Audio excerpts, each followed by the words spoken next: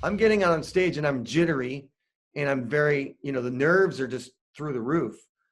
And you can, I mean, if I went to go see a vocal coach, the first thing they'd say is, "Hey, dude, you got to relax, you know, just relax." And so, I mean, my entire singing style from day one has been about being aggressive and as high energy as possible. And but that would not be what a vocal coach would tell you to be. And so, yeah, I think my voice, or just the timbre of my voice is very coffee influenced, for that reason. But what it also means is that, you know, that aggressive vocal style, you have to kind of learn. You have to build it up. It has to be built up in some kind of way. You can't just get out there and do that because you're going to lose your voice a lot. And I have lost my voice during certain shows.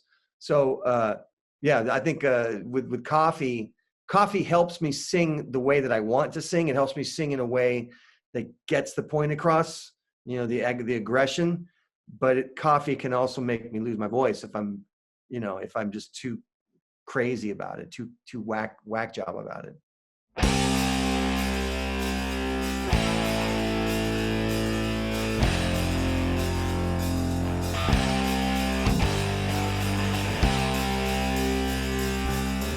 I used to go out to El Camino with my mom to do theater productions. Although I wasn't in the theater productions, but I was kind of part of the backstage crew or whatever. And backstage at the El Camino Theater, they would brew the big urn, you know, the urn coffee. And I can remember trying a little bit and going, "This tastes like crap." But then you put a bunch of sugar and milk in it. It was like, "Oh, this tastes pretty good." And you get a little wired drinking coffee with a bunch of milk and sugar in it. And I was probably like 10 years old or so. But it didn't start me on this long road to addiction till I joined the band. Then it got gnarly. Yeah, it was similar for me. My mom, we were going fishing early, and I think I was groggy to wake up. And she made me a cup of coffee with 2 spoons of honey in it and half and half, because that's how she drank her coffee. And boy, man, 1 cup of it and you're a fiend. It was yeah, that was it, man. That was magic. When our sport fishing turned into our commercial fishing, Frank and I and our kind of 5th member at the time, Pat, once we started commercial fishing, we'd fish all night. Frank and Pat had their black beauties, their little amphetamines to stay awake, but I never wanted to try those things. I never wanted to take drugs or anything. Drugs have never been my thing, really. So I started making those, what I called a bonus cup, which is I would just fill the whole cup up with coffee grounds and then pour hot with instant coffee, you know, and then pour just enough water in there just to get it liquid enough to drink it, and put in like 5, 6, 7 spoonfuls of sugar and enough cream, like just to choke it down. Because the thing you gotta remember, espresso was not really readily available then. There was no Starbucks. If you wanted espresso, you had to go in and sit down at a legit Italian restaurant if you wanted espresso. So I didn't even know, I thought I had invented espresso as a kid. No, I thought I had invented espresso because I was like, all right, now we're gonna get it. Because I had to try to stay awake all night with those guys that were on the black beauties, on the amphetamines. And that's how I did it. And then of course you become addicted. Then you're a caffeine-addled person, and then your coffee's your whole life because you need it just to get out of bed. Hi, I'm going to make a bonus cup for you. Here we go. A little bit of coffee.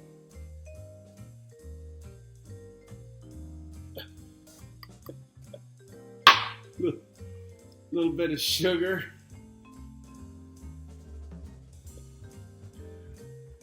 A little bit of cream. And if we play our cards right, there's going to be a little bit of room for hot water in here, boiling water. Oh. I haven't made one of these in a long time. having an espresso on every 50 feet, it kind of made this a little bit of an obsolete idea, but yeah. So it's basically mud. It's basically mud water. It's barely liquid, and since I have to get to my drum practicing in a little while, I feel like if I choke this down, it'll help me play faster. So that's a bonus cup. Ooh, it tastes good. Currently, I have a espresso in the morning, and then I have another espresso at about 2. Right now, currently, because I've got my tolerance, way, way, way down, so that when we start doing shows again, because when we do a show, then I have maybe, let's say, 8 espresso all at once. Then I want that full impact. But when for the last 5 years, we've been playing all these shows, and I would have to drink 12 espresso just to get kind of wired, because you build up a tolerance to caffeine, I think, really way more than people realize, to where I would need 3 espresso in the morning just to feel like a human being. But now I'm good if I have 1 espresso in the morning and then 1 in the afternoon, and I'm just even keel and I'm steady and I'm positive. I don't get too jittery. I don't get too aggressive. Because it's like, because those things, you can be all like Adderall guy if you're doing bonus cups and like 50 million espresso. Plus the other thing is, the older, like I'm 57, okay, and I'm trying to play these drum arrangements that I wrote when I was in my teens or early 20s. They're very difficult. So like I have to have a ton of coffee just to manage it. I'm the same as Bill right now. It's 2, but I drink both my espressos both espressos in the morning. And then I don't drink at all after that. No more espresso. But then like on show days, I'll be up to like 5 or 6. I don't abuse it as much as Bill does on the show day. But I'll be doing like 5 or 6. Because, in this band, if you don't drink coffee, you're always going to be like a beat behind or something like that. It's like that like I Love Lucy thing. When she's doing the candy on the conveyor belt, and the conveyor belt speeds up, and that's yeah. So we all need to keep the conveyor belt going, so we all drink the coffee. Everyone in the band. So yeah. Coffee. It's early in the morning, and so what better time to walk you through all the important steps? No, they're not very important, because I'm a simple man and I make simple coffee. So it goes something like this.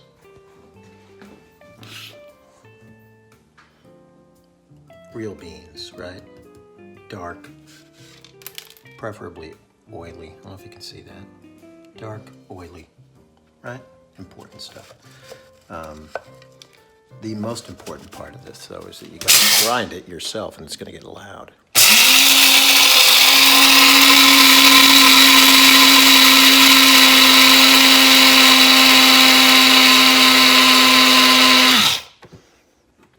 I grind mine pretty fine. Like, I guess some people would probably think of it as an espresso grind, but you do what you do.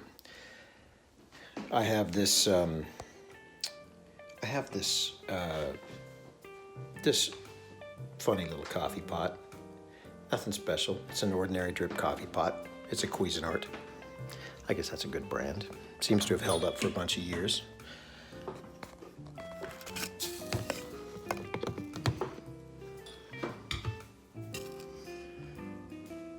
Oh boy, there's the good stuff all ground in there.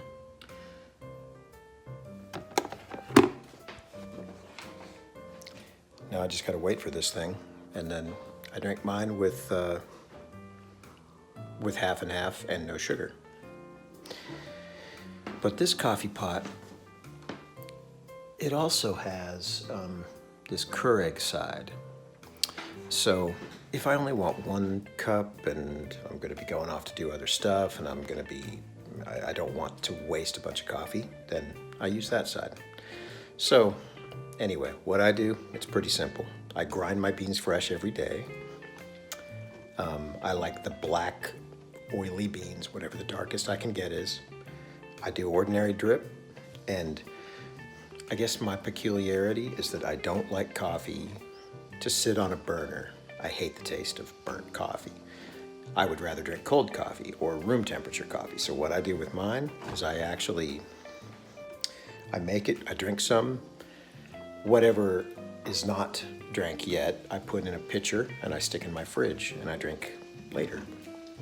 So that's how I do it. Toward the end of the last touring season, I was getting real bad with it, to where I'd have my thermos and after sound check, before I take my little after sound check nap, I would go in and just fill the thermos with espresso. I'm totally not exaggerating. I'm not trying to be Mr. Coffee guy or whatever. I mean, I already am that. Everyone knows it, you know. And then an hour before we play, I take that thing out. Like, I just drink all of it just to get me. I can't get, you know, it's hard for me. It's hard to do that.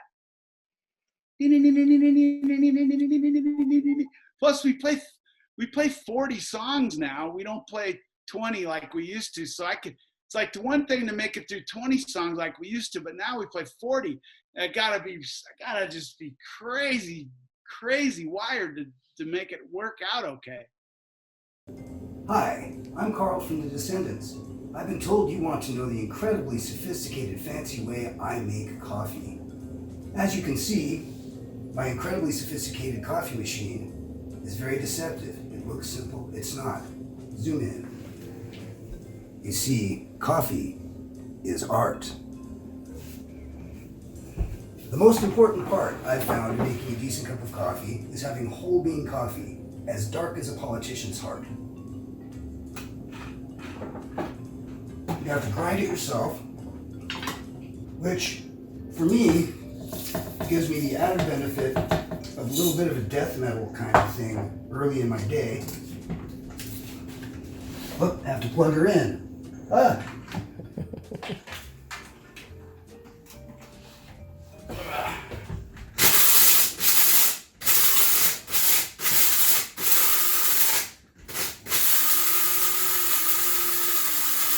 I like to grind it really fine so it's kind of muddy at the bottom. All right. I put 10 cups of water in my coffee machine. And I put the freshly ground beans in it. Shut it off. And turn it on. And now we wait.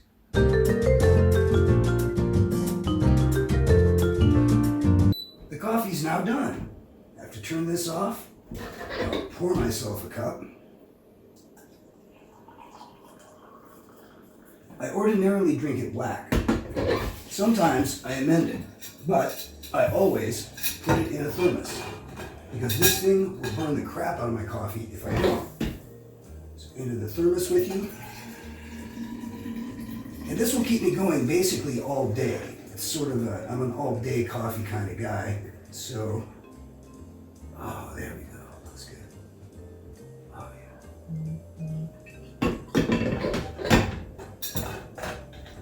Now, sometimes, however, I use a little nutritional supplement with my coffee. THC. But to do that, you have to have the creamer, because otherwise it gets a bit chalky. Oh, I forgot my spoon. Still me. And that is how I make my coffee. Thanks for listening. We dialed in like our favorite roast, which is a dark roast, French roast. We dialed that in, and then we made Descendents bonus brew coffee beans, and that was a merch thing that we had going for a while. Oh, So you can get it on King's Road. You can get it. you can still get it. Our coffee is better than anybody's coffee in the world. Our coffee kicks ass. That's what I drink in my house. It's the best. Yeah, and the thing about it is I remember when we first did the initial run of those, and we each got like 10 bags of it or whatever, and I went through those 10 bags, and I had a freak out, like, now what do I do? And Bill said, just talk to Jackie and she'll roast you more. So now I just talk to Jackie. She roasts up you know, the exact same roast for me. But so I drink it black the same way that Bill does, because we've dialed in the exact roast that we like. If I get some other coffee that's like, you know, subpar, mediocre, not roasted right, then I'm gonna put some milk and sugar in there to mask it, because it's, you know, I still need to get wired, but I don't like the taste of it.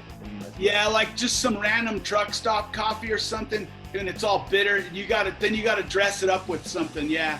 I don't even like Starbucks. Just Starbucks drip coffee. It's lame. It's terrible. Our coffee's way better than that.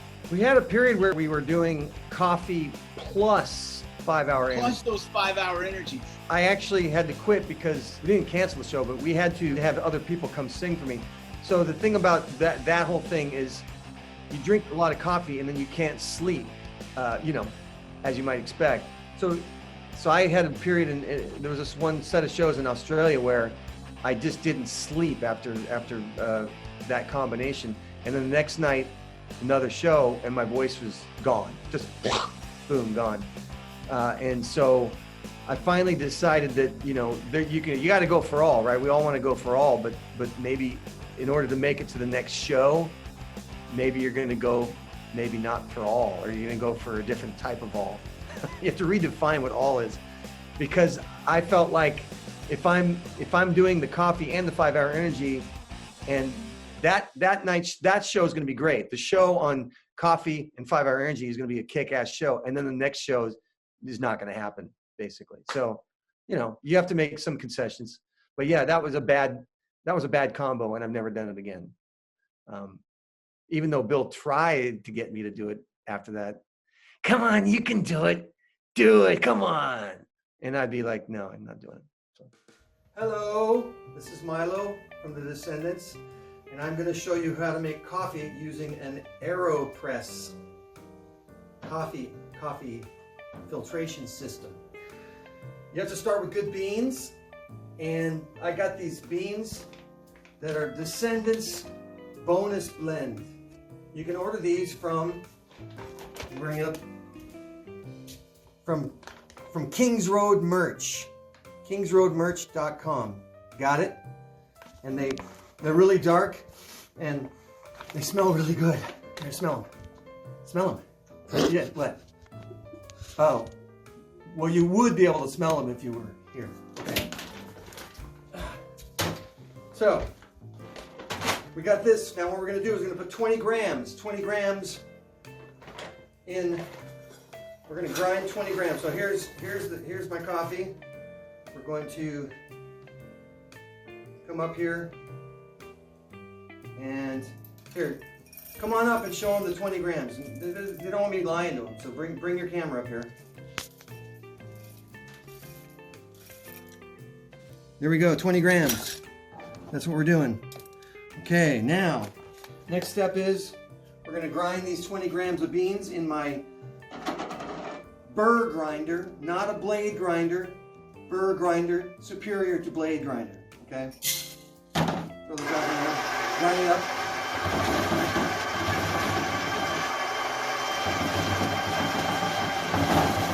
Looks like you're shaking a little bit. Go down. Come on. Okay, so we Julia Childed it, and I didn't show you the transferring of the ground beans into here. Just to make things go quicker. So now we got beans into our Aeropress filter, and there's actually a little disc filter that goes in the bottom of here that you load it in there, and then you're going to put your beans in there. Then we got to take our hot water. Now this hot water has to be 200 degrees Fahrenheit. It's 200 mils at 200 degrees Fahrenheit. So come in here. I just want everyone to notice that we had 20 grams of beans, and we have 200 mils of water at 200 degrees Fahrenheit, and we're going to be steeping for 2 minutes. It's all about the twos, okay? It's all about twos, and that's scientific. That was put together by Dr. Noah Zark several years ago. I have the reference if you need it, okay? All right, so now we're going to make sure that this is at 200 degrees, and zoom in on this, make sure it's at 200 degrees. Approximately, yeah, close enough. Look at that, 199, 199.6. That's 200 degrees. Now, we're just going to throw, this goes on top of the cup like that, and this hot water, 200 mils, goes right in there like that, see? Now, we're going to start our timer. Uh-oh.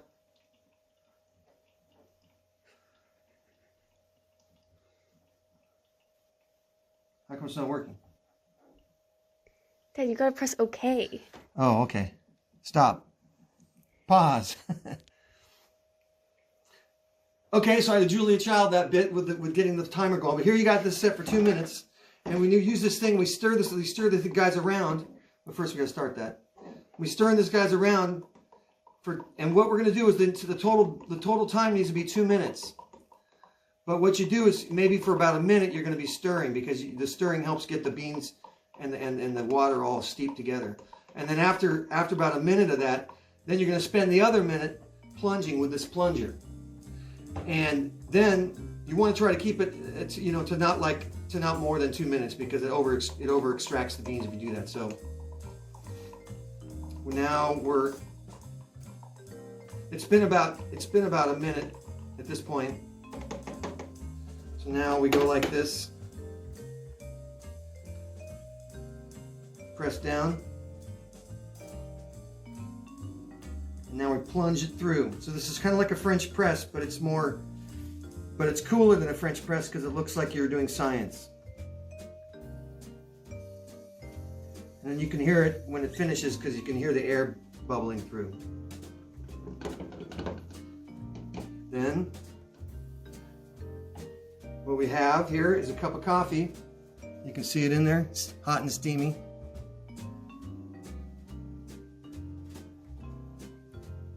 Yeah, that's good. That's good. Yeah. And don't forget to use your official Descendents bonus cup.